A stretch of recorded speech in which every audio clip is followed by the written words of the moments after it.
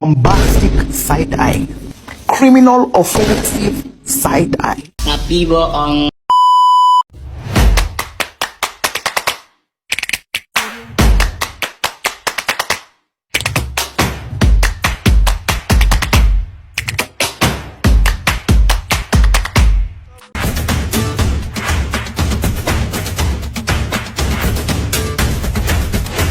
Di sini saya akan menyelesaikan tugas UTS analisis wacana, di mana di sini akan menjelaskan tentang definisi wacana, definisi analisis wacana, ruang lingkup analisis wacana, dan unsur internal beserta unsur eksternal wacana. Yang pertama sekali yaitu definisi wacana. Wacana yaitu merupakan unit bahasa yang lebih besar daripada kalimat tunggal.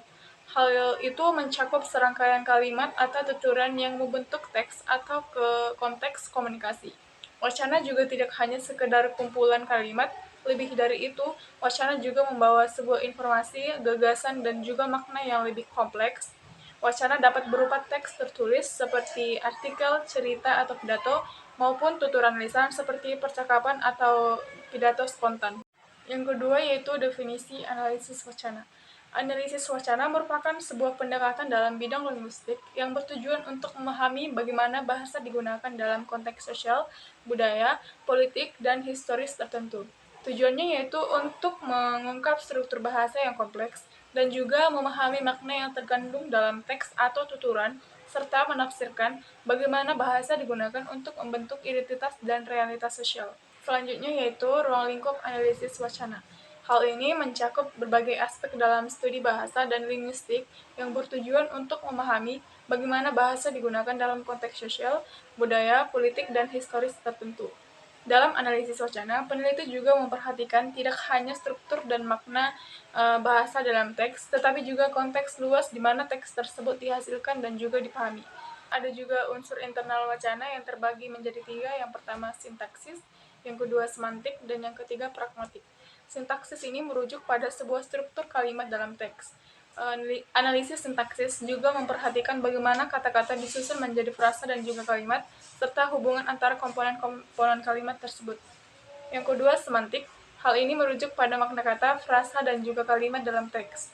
Analisis semantik juga bertujuan untuk memahami bagaimana kata-kata digunakan untuk menyampaikan informasi dan membentuk konsep atau ide dalam teks. Yang ketiga yaitu pragmatik, merujuk pada penggunaan bahasa dalam konteks komunikasi yang spesifik. Analisis pragmatik memperhatikan bagaimana konteks situasional, tujuan komunikatif, dan asumsi budaya untuk mempengaruhi pemahaman dan interpretasi teks. Kemudian unsur eksternal wacana yang terbagi menjadi 3, yaitu konteks sosial, yang kedua konteks budaya, dan yang ketiga konteks politik dan historis. Yang pertama konteks sosial, yaitu merujuk pada situasi dan kondisi sosial di mana teks diproduksi dan dipahami. Hal itu juga termasuk sebuah latar belakang budaya, status sosial, dan hubungan antar penutur atau antar penulis. Yang kedua konteks budaya, merujuk pada nilai-nilai, norma, dan praktik budaya yang mempengaruhi produksi dan interpretasi wacana. Analisis konteks budaya juga membantu dalam memahami bagaimana aspek-aspek kebudayaan mempengaruhi penggunaan bahasa dalam komunikasi.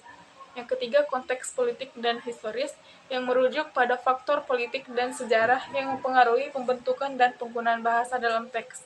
Analisis konteks politik dan historis juga membantu dalam menafsirkan bagaimana wacana tercermin dari dan berkontribusi pada dinamika politik dan perubahan. Sekian saja.